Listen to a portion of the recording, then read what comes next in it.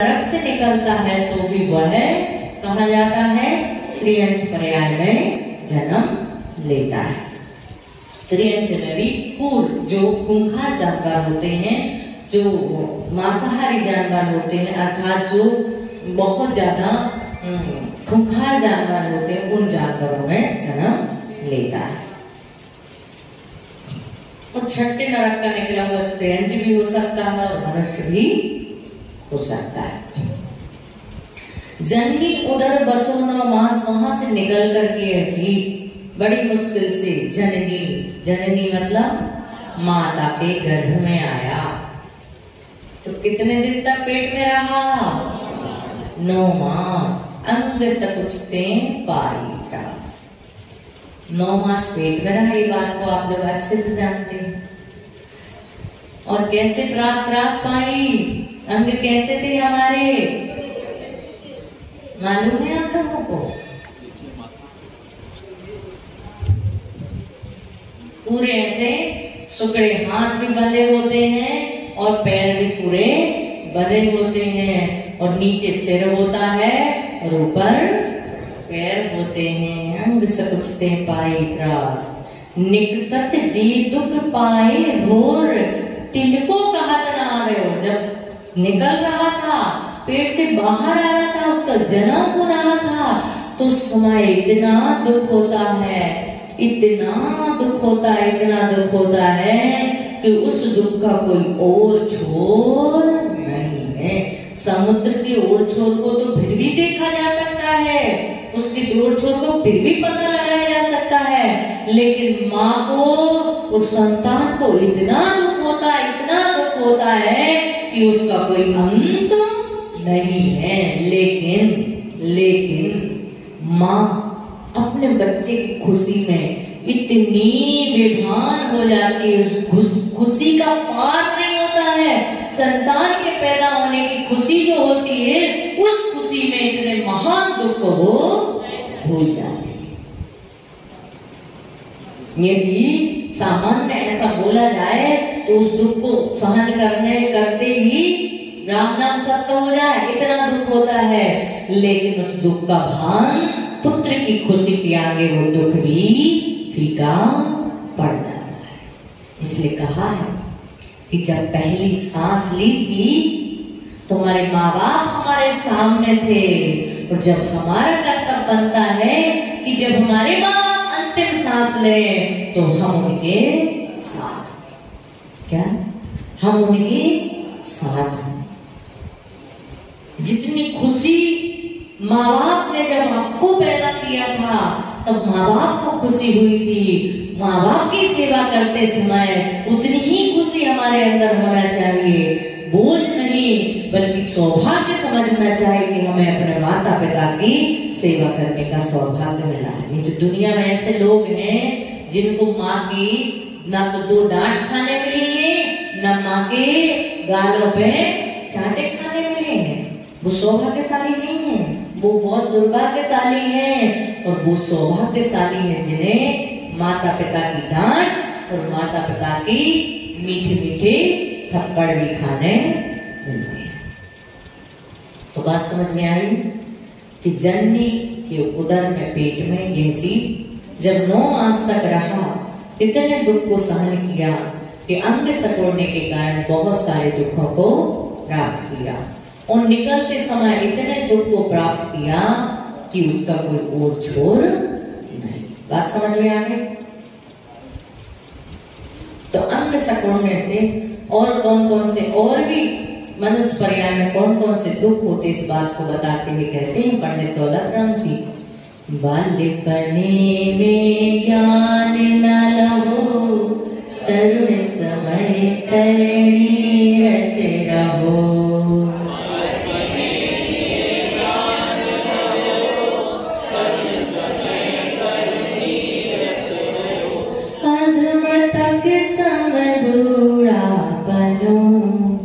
कैसे रूप लखे आपनो,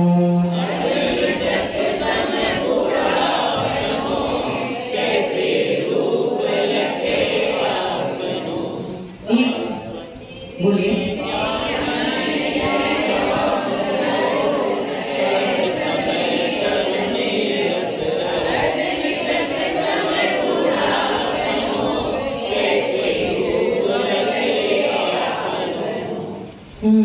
क्या कह रहे हैं? बाल पने में ज्ञान ना लाओ। जब यह जीव पेट से बाहर निकला, बाल अवस्था में रहा, तो अज्ञानता के कारण बहुत सारे दुखों को भोगा।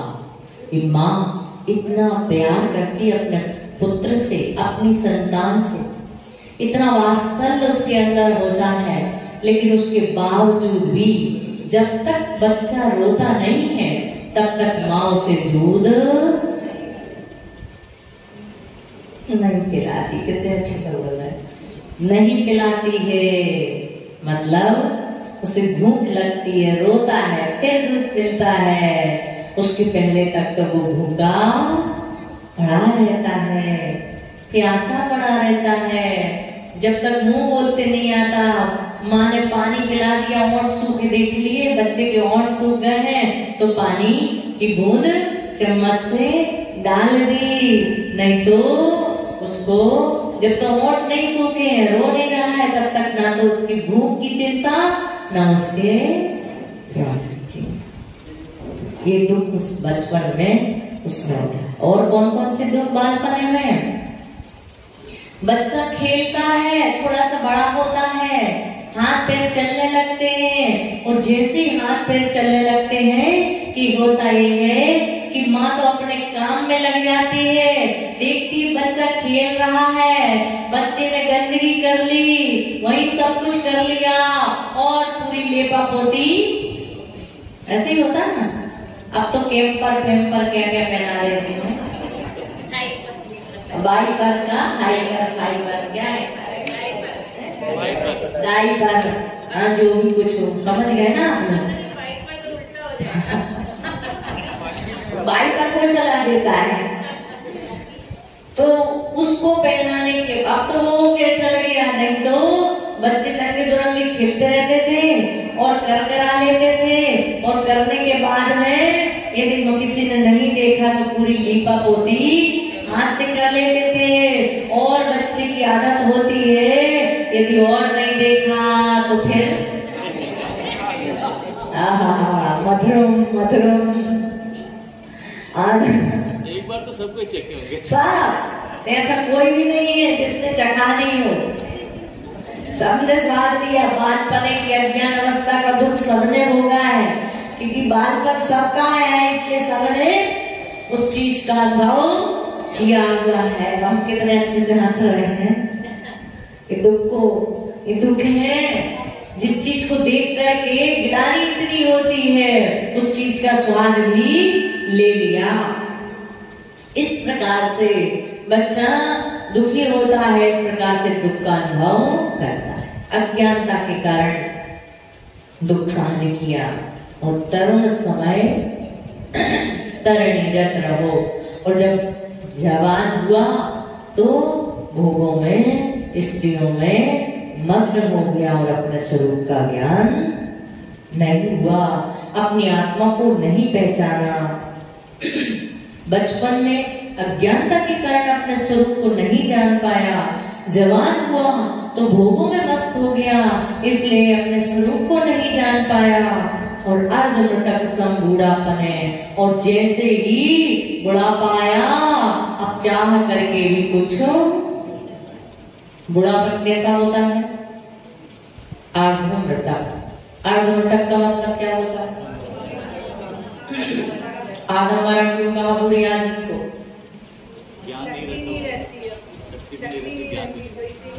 और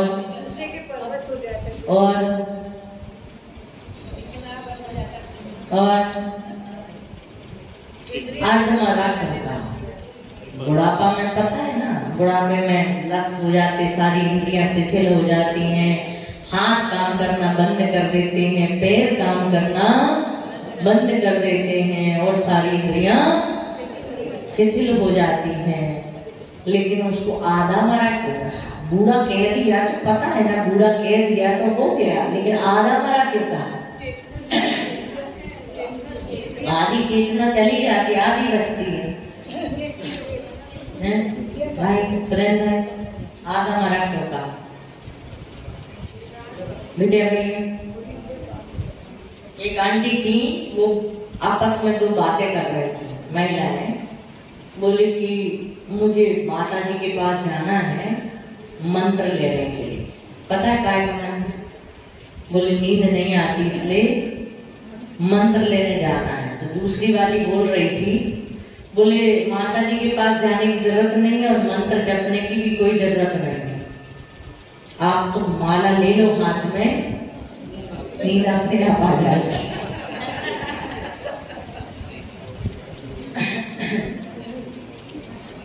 प्रवचन में बैठ जाओ, सुख की सही है। बहुत बढ़िया। एक दिन हम कथा में बताएंगे आप लोगों को हमारे सोने वाले के साथ क्या क्या घटनाएं हो जाती हैं।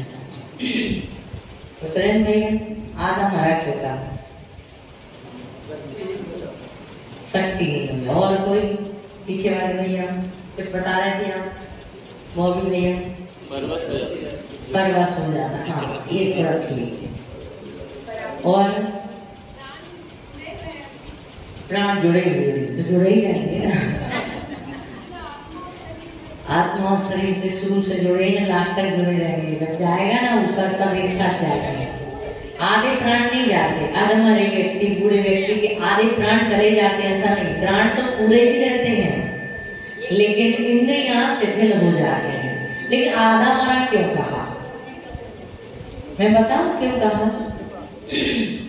आधा मरा इसलिए कहा है क्योंकि मरे आदमी को 4 लोग उठाते हैं। कितने लोग उठाते हैं? 4। और बूढ़े आदमी को 2 उठाते हैं, एक इस तरफ से और एक इस तरफ से। इसलिए जो अधमरा है, बूढ़ा है, उसे 2 लोग सहारा देते हैं और पूरा मरने वाले के लिए 4 लोग सहारा देते हैं। इसलिए उसको क्या कहा? समझ में आएगा?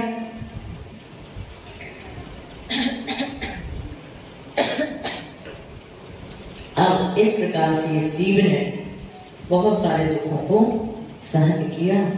गर्भ में यह जीव 270 दिन तक पेट में रहता है और गर्भावस्था में कितने दुखों को सहन करता है, तो विचार करना कि सबसे पहला दुख तो है सुकुड़ने का। किसका दुख है? सुकुड़ने का। सारा अंग जो है सुकुड़े रहने से 9 महीने तक यदि आपको घंटा भर तक के लिए बांध दिया जाए तो आप परेशान हो जाएंगे। लेकिन छोटी सी नन्ही सी जान 9 महीने तक सुकड़ी हुई बंधी हुई पेट में एक छोटे से हिस्से में, एक छोटे से पार्ट में रहती है। दूसरा दुख सिर नीचा। कैसा रहता है? सिर नीचा रहने से दुख होता है। तीसरा जूठा भोजन। कैसा भोजन? जो हम खाते हैं ना, उसकी जो लार बनती है ना, जो रस बनता है ना, वो रस नालियों से उस बच्चे के पेट में जाता है। जो होती है ना नाल होती है ना, नाल, उस नाल के माध्यम से उसका भोजन उसमें जाता है। तो झूठा भोजन खाया। यदि झूठा भोजन तो एक ही होता है कि हम भी खा रहे तुम भी खा रहे, वो झूठा हो गया। झूठा बोला तो उल्टी, उच्छिष्ट मतलब उल्टी, हम खा लें, चबा लें, पच जाए, वो वाला भोजन बच्चों ने, उस बच्चे ने पेट में खा करके अपनी भूख को शांत किया। क्योंकि वहां तो दूध की बाटल देने वाला कोई नहीं होता ना पेट में, इसलिए वही बाटल जो हम खाते उसी की लार बन करके उस नली के माध्यम से जाती है, उससे बच्चे का पेट भरता है। और माँ ने गरम गरम खा लिया। कैसा खा लिया? गरम गरम खा लिया, चिपरा खा लिया, बच्चे की सारी चमड़ी जल जाती। कितने बार बच्चे पैदा होते हैं तो पूरे जले, उनकी चमड़ी पूरी निकली हुई रहती है, एकदम चमड़ी तार रहती है। उसका तात्पर्य ये है कि माँ ने चरपरा खाया था, गरम गरम खाया था। ना तो ज्यादा गरम खाना है, ना एकदम मीडियम। हम तो सहन कर लेंगे, लेकिन जो नन्ही सी जान जो पेट में है, वो नन्ही सी जान उतने गरम भोजन को सहन नहीं कर पाएगी। हमने तो अपनी जिह्वा की लालच में आकर के, रसना इंद्री के कारण हमने जिब्बा कंट्रोल ना कर करके हमने क्या किया, हमने उस भोजन को तीखा खा लिया। लेकिन वो नन्ही सी जान, इसलिए आंखों की रोशनी कम हो जाती है। आप बोलते ना, बच्चा पैदा होते ही छोटा सा बच्चा है, उसकी आंखों की रोशनी कम हो गई है, चश्मा लग गया। आपने तीखा तीखा खाया, उसकी आंखों में गया और उसकी आंखें कैसी हो गई, कमजोर हो गई। और भी बहुत सारे कारण हैं, है ना। माता पिता जो होते हैं, ध्यान ना देने के कारण भी बच्चे मंद बुद्धि हो जाते हैं, अपंग हो जाते हैं, लूले लंगड़े हो जाते हैं, है ना। तो ये जो है, माता पिता को इस चीज का बहुत ज्यादा ध्यान रखना पड़ता है जिस समय बच्चा गर्भ में होता है। ज्यादा टीवी और पिक्चर देखने वो तो बिल्कुल नहीं देखना चाहिए। वो तो अब बच्चे बोलते हैं, माता हमारा बच्चा कितना छोटा सा है, हमको यूट्यूब चलाना नहीं आता, हमारे बच्चे को यूट्यूब चलाना आता है। इतने गर्व से कहती जैसे बच्चे ने स्वर्ण पदक जीत लिया। हाँ? इतने गर्व से कहती, अरे गर्त में जा रहा है, वो अच्छी चीज नहीं सीख रहा है, गलत चीज सीख रहा है। आपको खुशी हो रही है। अभी बच्चे होते हैं, माता मेरे काम करती रहती है और बच्चे को मोबाइल दे देती है, बोले बच्चा खेल रहा है, बस सुन के शांत हो जाता है। अरे आज उसने अभी पैदा हुआ है, उसको मोबाइल पकड़ना सिखा दिया, उसको सुनना सिखा दिया, और बड़े होने के बाद वो पुस्तक नहीं मोबाइल ही पकड़ेगा और अपना भविष्य गर्भ में डालेगा। इसलिए बच्चों को ज्यादा से ज्यादा बच्चों को मोबाइल से बिल्कुल दूर ही रखना चाहिए। ना खेलने के लिए, अभी तो वो खेलने के लिए ले रहा है, बाद में उसकी आदत पड़ जाएगी तो वो गेम खेलने के लिए रखेगा, और फिर गेम खेलते खेलते फिर बाद में तो फिर उसमें घुस जाएगा, तो फिर उसको निकाल पाना बहुत। इसलिए बच्चे जब छोटे हों, उनके सामने भी हमें भी कम मोबाइल यूज करना चाहिए। बेचारा बच्चा खेल रहा है, बार बार मोबाइल झपट रहा है, हम तो लगे होने को दे देना। आजकल 6-7 ऑनलाइन क्लास चल रही है। ऑनलाइन क्लास तो अभी मजबूरी है, परिस्थिति तो अभी कितने बच्चे बिगड़ गए, वो अपने रूम में बैठ जाते हैं, बोले क्लास चल रही है, गेम खेलते रहते, वीडियो बंद कर देते, गेम खेलते रहते, दूसरे काम करते रहते, माँ बाप सोच रहे ऑनलाइन क्लास चल रही है। तो ये सारी चीजें अभी तो मजबूरी का नाम महात्मा गांधी है, लेकिन फिर भी हमें बच्चों को मोबाइल से रोशनी भी, हमारी आंखों की रोशनी भी कम होती है ना। छोटे से बच्चे के हाथ में मोबाइल आ गया तो दिक्कत वाली बात है। इन सब चीजों का हमें ध्यान रखना चाहिए। समय आपका हो गया, और कभी कभी किसी असावधानी के कारण गर्भपात भी हो जाता है, तो बच्चे को बिना समय के ही क्या होना पड़ता है, अपने प्राणों को गंवाना पड़ता है और निकलना पड़ता है। कितने बार तो माँ को भी उस चीज का दुख का अनुभव करना पड़ता है। ये सारे दुख मनुष्य पर्याय के इस जीव ने कई बार मनुष्य पर्याय को प्राप्त करके कई बार इन दुखों को प्राप्त किया है। और कुछ आपके मन में कोई प्रश्न हो, जिज्ञासा तो पूछ सकते हैं।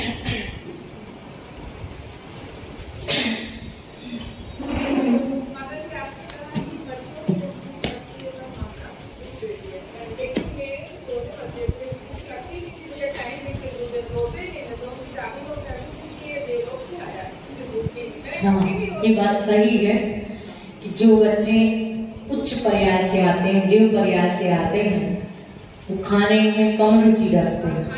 और कुछ ऐसे प्राणी होते हैं जिनको खाओ कितने भी बार दे दो फिर भी खाओ का जीवन जीते हैं।